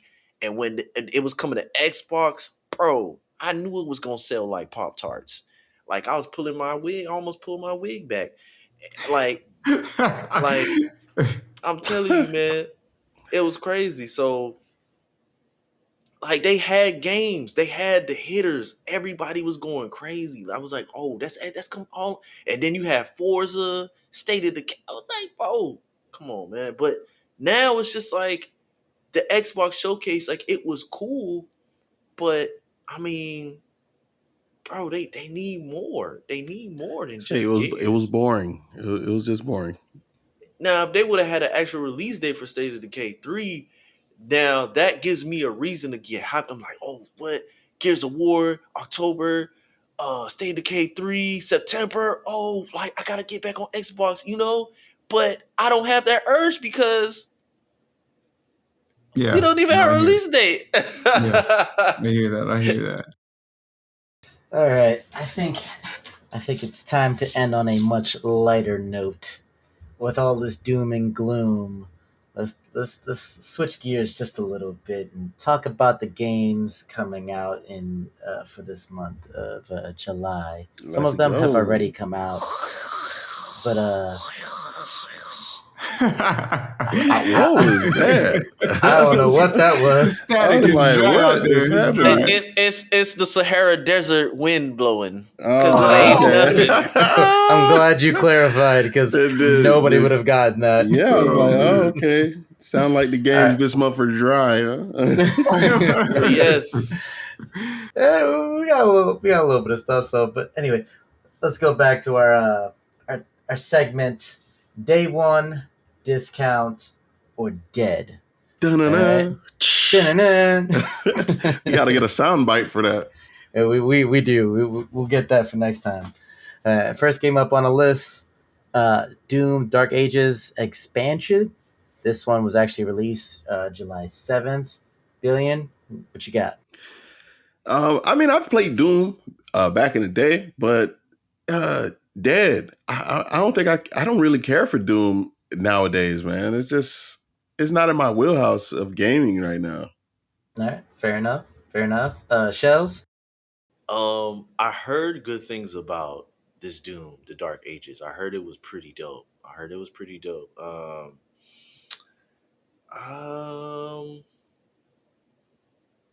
I'm a, I'm gonna wait until it's on discount though. All right. Discount for you. Okay. Okay. LZ. Yeah, I was saying, I think it's a dead for me. I'm not really interested in playing Doom.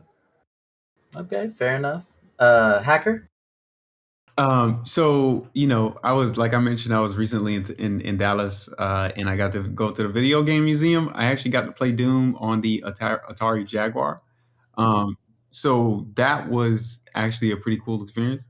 And while I'm not picking up Doom today, it was actually really really fun, and I think Doom still has that same spirit, and a lot of the core fans still love Doom. So being able to play that game on a 16-bit color format and just enjoying the game on those 8-bit graphics, I if it retains that same spirit on this new Doom, and I've seen some of the more recent Dooms, I do think it still does retain a lot of that same spirit. It was fun.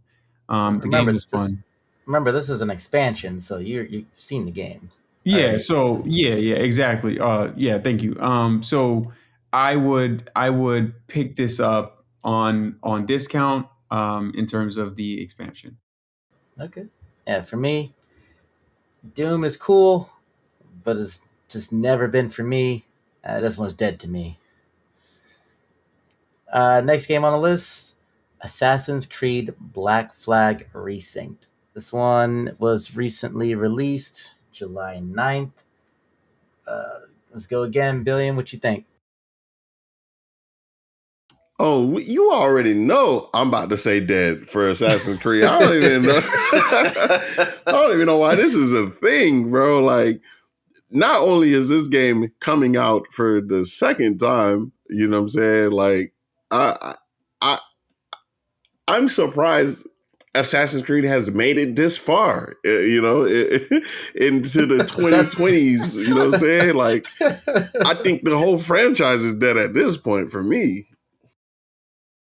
I hater of all good games. Gotcha. Oh my god. Shells, what you got?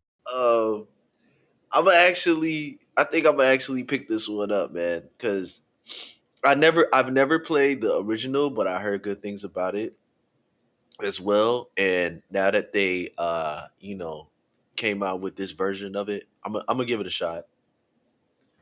Okay, okay. So, kind of day one for you, is Yeah, what you're yeah, saying. yeah, yeah, yeah, All yeah, right. yeah. Okay. LZ, what about you? Yeah, that's definitely man. Yeah, I'm not really interested in Assassin's Creed anymore. I stopped playing Assassin's Creed ages ago. Okay. Fair enough. Fair enough. Hacker? I've played pretty much all of the Assassin's Creed one. I've picked them up from Mirage back to the original Assassin's Creed. Um, you Insanity. know, yeah, I make the argument nothing is true, everything is permitted from Altair's original Assassin's Creed. If you know, you know. That the comment is one of the more significant lines from Assassin's Creed. The lore is good. I think after they killed Desmond, the story kind of diverged, and I think it just kind of Hey, went. yo, no spoilers, man. No Well, spoilers. I mean, if you don't know that Desmond died at this point from like, Bro, you still saying it. well, I mean, hey, listen, so if you don't know that happened, then that's I'll take a page out of your book. That's on you. You're not picking those games up. But uh, I'm not picking this up, and so I would argue that this is that I've played it before. I've seen some of the changes that they made. I saw that the fact that they tried to bring back the original developers, at least some of them. I don't know that I'm picking this. It warrants enough in terms of the story, and in fact, some reviewers out there have made the argument that a lot of the scenes and characters that they brought back, the animations were a little stiff, and I don't know that this brings back enough value for me to pay $70 or whatever they're charging for this game. So yeah, this one's Okay. dead. Yeah. All right, dead, and at least one person is gonna pick it up. For me, funny enough, I've only ever played the first one, so hearing that Desmond was dead was news to me. Oh, tragic, tragic. That is Yeah, but absolutely tragic. Yeah, I yeah, didn't know that he died neither. Nice spoiler. Nice spoiler. We yeah. I we got lo- thanks we for the love a good spoilers. Hey, I man, spoiler. if you didn't got. play the original one from 2007, I mean, come on, man. You gotta pick. Well, I think honestly, was it 2007 or was it maybe earlier than Who that? knows? It was a while They ago. made But so Like, yeah. many, like like I just didn't know, bro. Yeah, Yeah, for man. me, Yeah. yeah, for me, like I said, the first one was cool. I just never really got into it. So this one, while because of the fact that it is a remake, I wouldn't get it. But for somebody who has never played it, they'd probably like it. For me personally, though, it's definitely dead. Yeah. Let's see. Next on the list, Grand Blue Fantasy Relink and Ragnarok. This one was also released July 9th. Billion thoughts? Dude, do I really need to say it? Tragic. All right. Well, we know what you're going to say for pretty much everything. As y'all would say, the hater of all games, the hater of all games has entered the building. Yeah. All right. See, you've still been sipping that haterade. Gotcha. Shells, what you got? Yeah, man, it's a day one for me for sure. I have the original game. I will definitely be copying the expansion. I have seen gameplay of the expansion, and people are like, it has been the best $30 that I have spent. And yes, I'm picking it up. Actually, about to pick it up after we do this episode. All right. Solid. Yeah, all right. High praise. High praise. LZ? Yeah, not for me. Not for me. Hey, you I starting to agree with sound like that. Billion. I mean, it's just not. It's just not my kind of game. Oh Yeah, it's wow. naturally not the kind of game I'm interested initially. So I've been looking at the gameplay. Um, yeah, it doesn't really make me want to get out of my seat and go play the game. So I'm gonna pass. Cool, cool. Hacker? Yeah, I feel like I've played other Grand Blue games. I would say that this, considering the price, um, maybe I played Grand Blue Fantasy Versus. Maybe that's what I'm thinking about. But at the price, I mean, it's better than what most companies are charging. I think it's at a good price. Generally, a big fan of fantasy games. So I'm not going to pick this up day one. I am running through some other games in the backlog, but I would say this one's discount. Discount? All right. Solid. For me, I'm going to sound like Billion. It's also dead. Nah, don't say you're gonna sound like me. Listen, I don't want to sound like you because I appreciate a good game. This one just not one of them for me. All right. Next game on the list. I know Billion's gonna love this one. Splatoon Raider. This one comes out July 23rd. Splatoon. Actually, Splatoon isn't a bad game, to be Oh, honest. oh my God! What happened to Billion? Splatoon isn't a bad game. I actually own a Splatoon game on my Switch. Um it's cool. I don't know if I'm gonna be picking this up.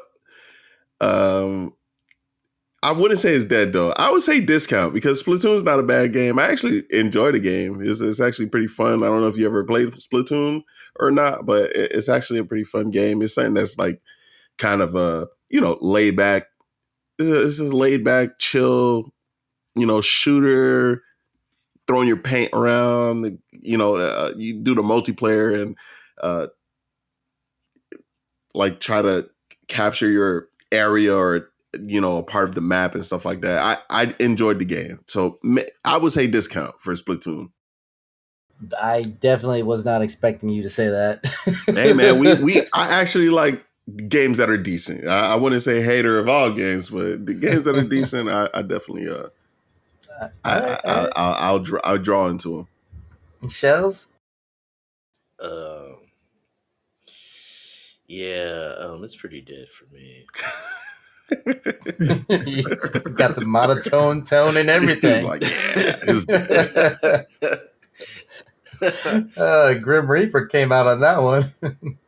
LZ. Yeah, it's a definite no for me. Splatoon, I understand possibly Splatoon. Never played it. I personally don't support Nintendo, so I wouldn't get Splatoon based off that. But this is like just a step down for me. Like this, yeah, no. It's a dead for me. All right, fair enough. Hacker. Yeah, this one's also dead. Just because of the style of gaming that this is. I generally am not big into that kind of animation style in terms of in the gameplay overall. So I prefer generally more uh, games that like the ones that Pragmata, things like that, and show sort of like action RPG. And I think this falls right in a different kind of gaming lane generally. So yeah, this one's dead. And y'all was calling me a hater. Y'all boys Right. hating, boy. Y'all boys is hating right now. Well, for me, it's dead for me, but it's just not my type of game. Like I just never got into it. I'm pretty sure it's fun. I feel like it's probably it seems like it's geared towards more of a younger crowd, and Yeah, it it's is. just it just never caught my attention. So for me personally, it is dead. And the last game on our list, the Halo campaign evolved. This is coming out July 28th. Billion. Thoughts on this one? No Now, more remakes. No more remakes. hey, no remakes, man. No remakes, bro. It don't look bad though. I mean, it is a Halo game. Halo's always kind of been like a decent game. Um, I'd probably say discount. I watched some gameplay and stuff like that on the campaign Evolve, but I don't know if it's man, I don't even know if it's something that I would get because I'm not even like a big Halo fan or anything. I'm a Sony guy. I've had an Xbox for like a moment in time. You know what I'm saying? But I'm gonna say discount. We're not gonna say dead on this one. Okay. Okay. Uh, Shells. Mm, mm, mm, Is the hmm. Grim Reaper coming out again? Uh, you know, I will say, yeah, I would discount this one. I'm gonna discount this one, and the only reason why is because it has third person. You sounded like Yeah. hacker over here with the third person gameplay, bro. Listen, bro. I prefer the games to be in third person, and I've seen the gameplay of it in third person because I know the original game was in the third person. So, and it looks pretty dope in third person. They ride on the back of the on the Humvee, riding with the turret on the back. That looks fire to me. It looks okay. just because I gotta call this one out. In the original, when you were doing those things, it was in third person. Oh, So you happen to point out the things that were already in third person. It was oh, like, yeah, okay. it's nice. Okay, well, see, that's the thing. Like, I've seen the gameplay of the first Mm-hmm. one, and I know that it was originally in first person. But when I seen the gameplay of this, with him actually walking around holding the weapon and everything like that, I was like, okay, so uh, discount, but not day one though for sure. No. All right, discount it is. All right, LZ. No more remakes. Dead in the water. Dead in the water. All right, fair enough. Hacker. So before I answer, funny story about this. Halo 3, I believe. There's a GameStop out there that still has a mural of the original Halo release, like campaign, like imagery, at a GameStop in Colorado. So I would. D- Halo 3 is often argued to be the height of Halo overall. But, Halo campaign evolved. I'm generally not going to pick that one up. All right, so dead. It's that for me, yeah. All right, all right. For me, this one, while I do like playing Halo, I just don't see myself picking this one up, especially since it is a remake of something that I played previously. It is going to be dead in the water for me. Yeah, Okay, it sounded like you deaded every game on the list this time. I Is did. that am I wrong? Yeah, you're not the one who's deaded everything on the list this time. I definitely caveman That's for sure. Yeah, K-Man, you deaded everything on this list, and Hey, you listen, call it's me a the hater of all games. He's like Oz wasn't on this list, so we're not wait till nothing next in your month. We'll see what past. happens. Oh man. Well, we got like All 2 right. more months, right? 2 or 3 more months before Modern Warfare comes out. Yeah, a couple. Let me There's give some. an early access response. That one's dead for me. I'm probably not picking that one up. Crazy. What if they come out with a surprise third person mode? I doubt it, bro. Yeah, it's not gonna happen They not catering to hacker out here. at all, bro. At all. All right, guys. That has been our episode. We've covered a bunch of topics, a lot of, well, controversial stuff, at least in my opinion. Tell us what you like Extremely about controversial what you dropped today. it. Yeah, tell us what you like. Comment, subscribe. Let us know if you're playing any of the games or are they all dead to you as well. And yeah, that has been the broadcast.